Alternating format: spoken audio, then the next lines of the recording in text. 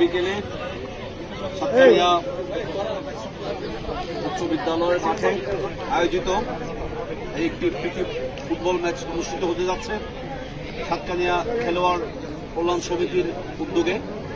সাতকানিয়া খেলোয়াড় সমিতির বনাম ঢাকা থেকে আগত ঢাকা লালবাগ ব্যাটান ফ্রেন্ডস ক্লাব, এই দু দলের মধ্যে খেলা অনুষ্ঠিত হবে।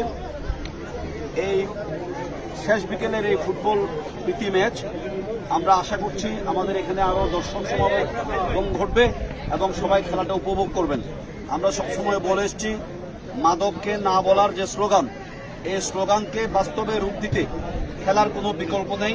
মাঠের আমাদের তরুণ সমাজকে, যুব সমাজকে ডেকে আনার কোনো বিকল্প নেই।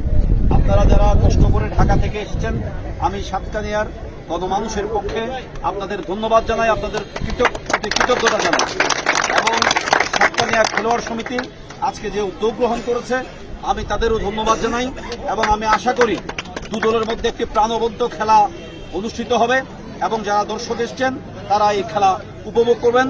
আমি যেহেতু রোদ পড়ে গেছে, আমি মনে করি খেলা শুরুর এখনই সময়, এটি বক্তব্যের সময় নয়। আমি একটি প্রাণবন্ত উপভোগ্য খেলার আশা করে আমি আমার বক্তব্য শেষ করছি। জয় বাংলা, জয় বঙ্গবন্ধু এবং আমি এই খেলার আনুষ্ঠানিক উদ্বোধন ঘোষণা করছি। ধন্যবাদ।